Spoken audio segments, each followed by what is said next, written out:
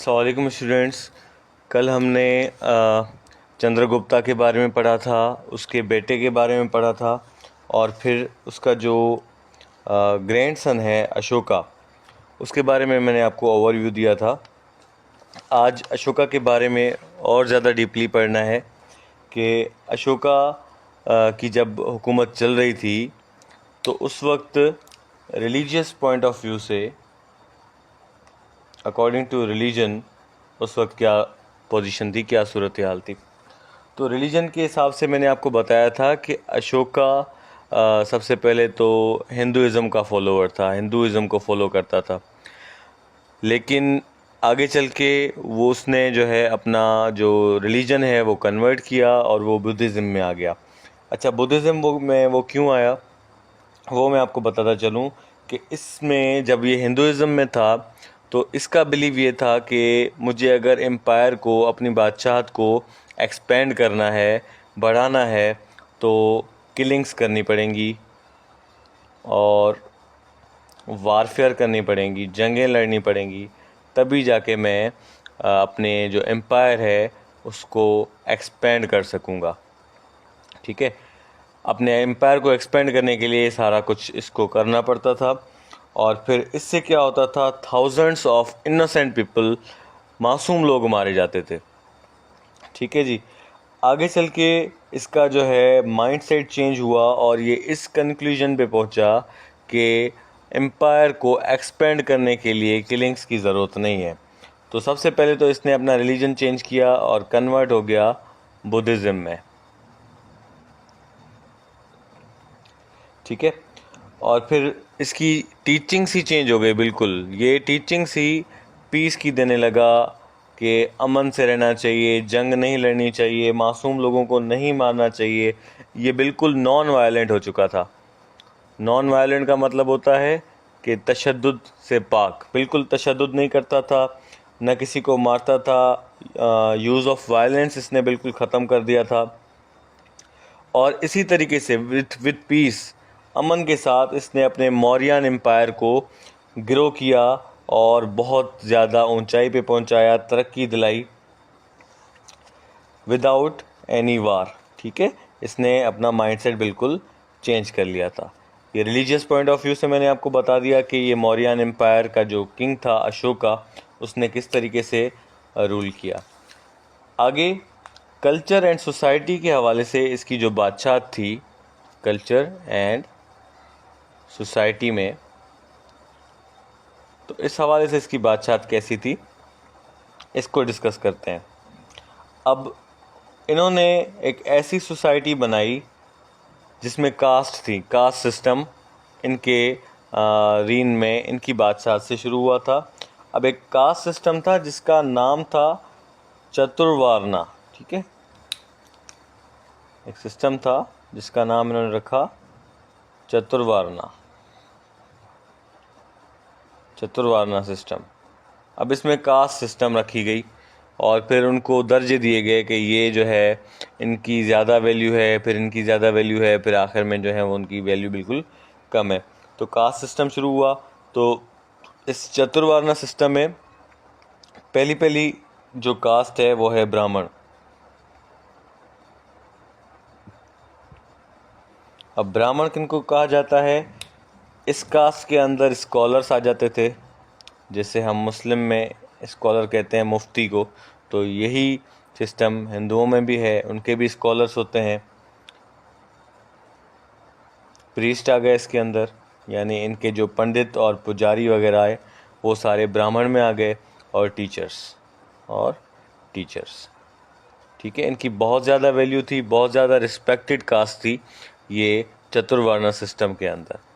ठीक है, दूसरे नंबर 2 पे जो है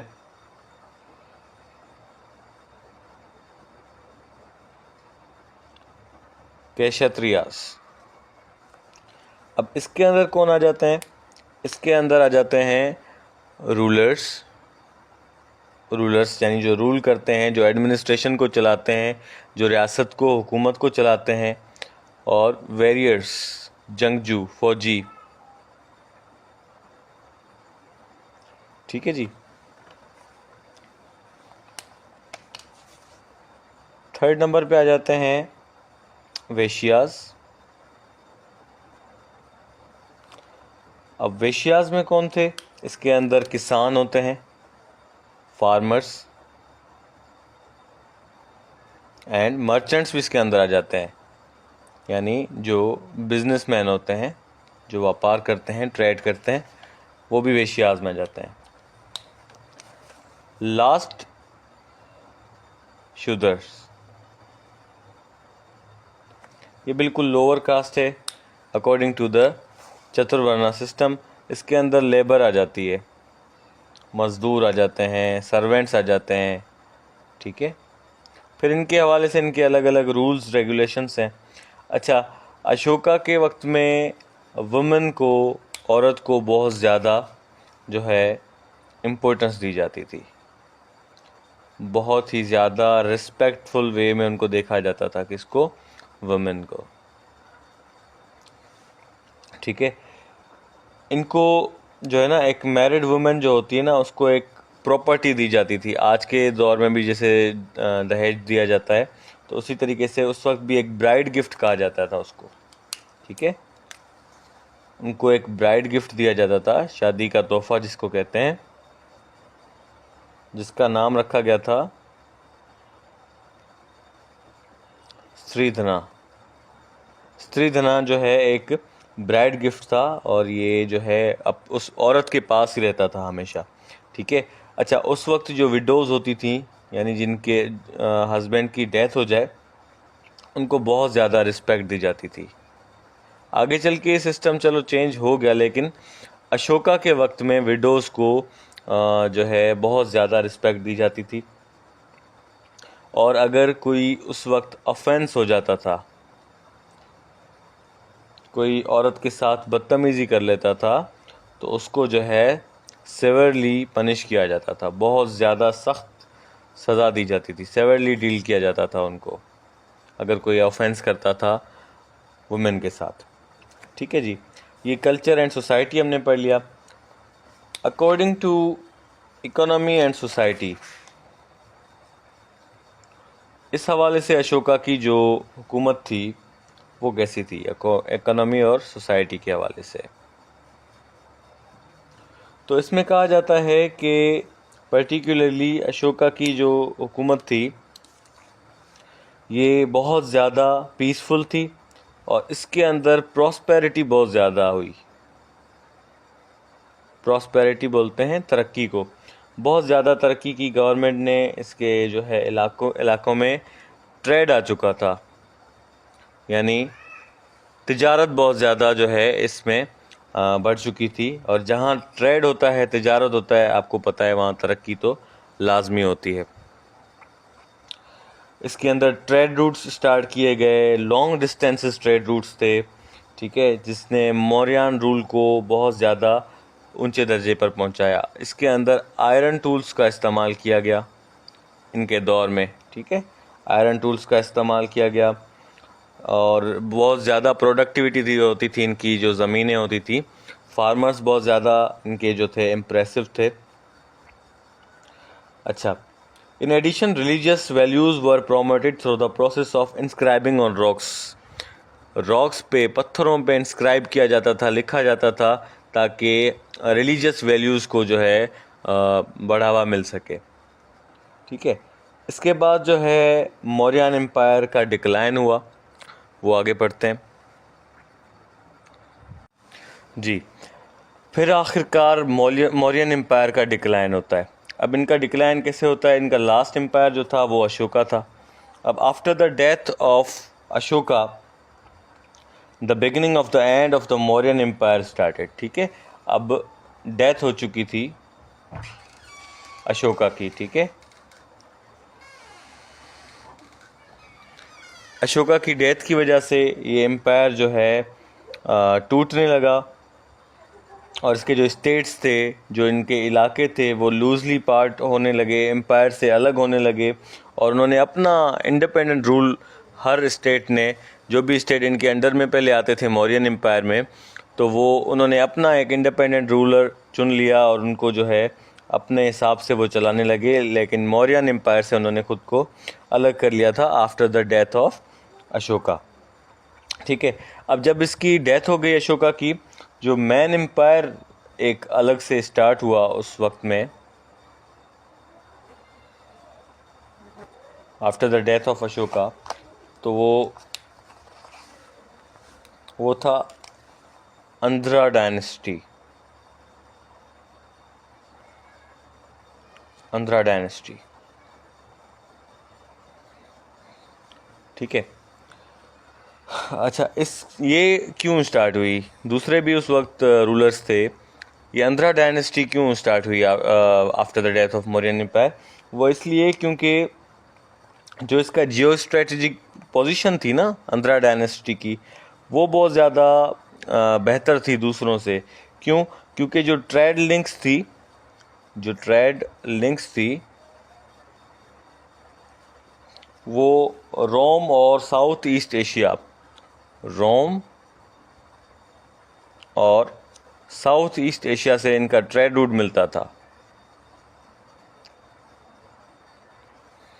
इससे इनको बहुत ज़्यादा हेल्प मिली और फिर इस एम्पायर ने ग्रो करना शुरू कर लिया। ठीक है,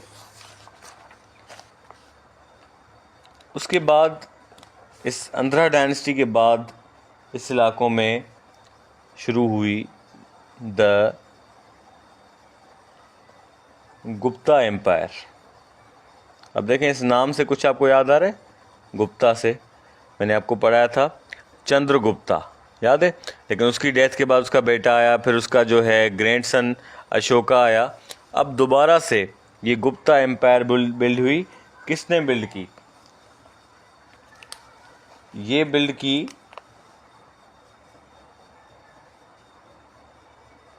चंद्रगुप्ता टू ने। ठीक है जी। अब ये कब बनी? आफ्टर 5 सेंचुरीज, तकरीबन 5 सदियों के बाद। किस चीज़ के 5 सदियों के बाद? मौर्यन एम्पायर के 5 सदियों के बाद चंद्रगुप्ता टू ने गुप्ता एम्पायर खड़ी की। ठीक है जी। इसने दोबारा इंडिया को यूनाइट किया। इंडिया के अंदर जो स्टेट्स अलग हो चुके थे, जिन्होंने अपने अपने जो है रूल शुरू कर लिए थे, उन सब को दोबारा यूनाइट करना इन्होंने शुरू कर लिया था। अच्छा, इसके बारे में बताया जाता है कि जो चंद्रगुप्ता टू का जो एम्पायर था, गुप्ता एम्पायर, इसको कहा जाता था गोल्डन पीरियड ऑफ हिस्ट्री। ठीक है, ये सवाल आता है कि गोल्डन पीरियड ऑफ हिस्ट्री कौन से एम्पायर को कहा जाता है, या गोल्डन पीरियड ऑफ हिस्ट्री के जो राजा थे वो कौन थे? तो ये सवाल आता है। ठीक है, गुप्ता एम्पायर को गोल्डन पीरियड ऑफ हिस्ट्री भी कहा जाता है। इस दौर में आर्ट, साइंस और कल्चर ने बहुत ज़्यादा तरक्की की। ठीक है जी। अब इनके जो किंग्स थे ना, गुप्ता किंग्स जो थे, वो उनकी वजह से जो है इंडिया यूनाइट हुआ। और दोबारा, अब मैंने आपको बताया था अशोका जो है वो बुद्धिज़्म में कन्वर्ट हो चुका था। ठीक है ना। अब दोबारा ये गुप्ता किंग्स ने क्या किया? बुद्धिज़्म से दोबारा लोगों को कन्वर्ट करना शुरू कर लिया अपने हिंदुइज़्म में। और ये दोबारा जो हिंदुइज़्म है, ये दोबारा से क्या बन गया? Religion of state. अब स्टेट रिलीजन जो है वो बुद्धिज़्म से कन्वर्ट होके हिंदुइज़्म हो चुका था। अब दोबारा हिंदुइज़्म जो है वो प्रोमोट होने लगा। ठीक है जी। और फिर आगे बताते हैं कि चंद्रगुप्ता टू की डेथ के बाद इस एम्पायर की भी एंड हो गया, इस एम्पायर का भी। और इनको एंड करने वाला, यानी ये जो गुप्ता एम्पायर है,